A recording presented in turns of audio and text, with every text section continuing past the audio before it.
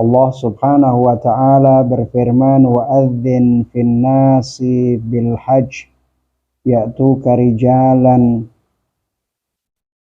wa min kulli dhamirin ya'tina min kulli fajjin amik. Allah Subhanahu wa ta'ala memerintahkan Rasulullah sallallahu alaihi wa alihi bahwa serulah kepada manusia untuk melaksanakan ibadah haji. Niscaya mereka akan datang dengan berjalan kaki dan dengan menaiki onta-onta yang kurus. Mereka datang dari berbagai penjuru yang jauh. Ayat ini menggambarkan bahwa Allah Subhanahu wa ta'ala memerintahkan nabinya untuk mengajak umat manusia melaksanakan ibadah haji. Dikarenakan haji, kita sepakati semua dan seluruh kaum muslimin sepakat bahwa haji adalah ibadah terbesar, baik itu ibadah yang bersifat agamis, karena itu melibatkan ibadah, dan juga siasi, politik, dan sosial.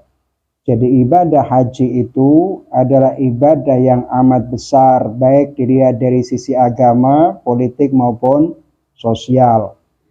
Oleh karenanya Allah memerintahkan nabinya untuk mengajak orang melaksanakan ibadah haji.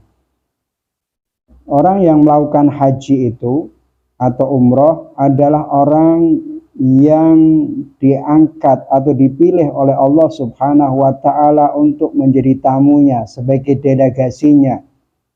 Dalam hadis Rasulullah mengatakan, al-hajj wal mu'tamir wafdullah wa haqqun 'alallahi an yukrima wafdahu wa yahbuhu bil jannah bil maghfirah.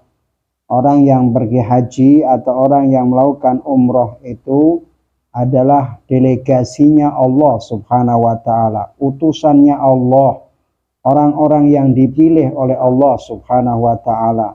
Kenapa dipilih? Karena tidak semua orang yang memiliki kemampuan kemudian mereka berminat untuk melakukan haji. Tapi berapa banyak orang yang tidak memiliki kemampuan tapi berusaha untuk melakukannya, bahkan mengumpulkan hartanya hingga kemudian mereka bisa melakukan haji.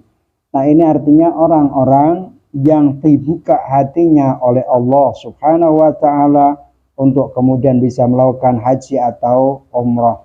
Kata Rasulullah, maka dengan demikian Allah berhak atas delegasinya itu untuk mendapatkan penghormatan dari Allah dan mendapatkan ampunan dari Allah Subhanahu wa ta'ala. Jadi orang yang pergi haji atau umrah itu disebut sebagai wafdullah, delegasinya Allah, undangannya, tamu undangan Allah Subhanahu wa ta'ala.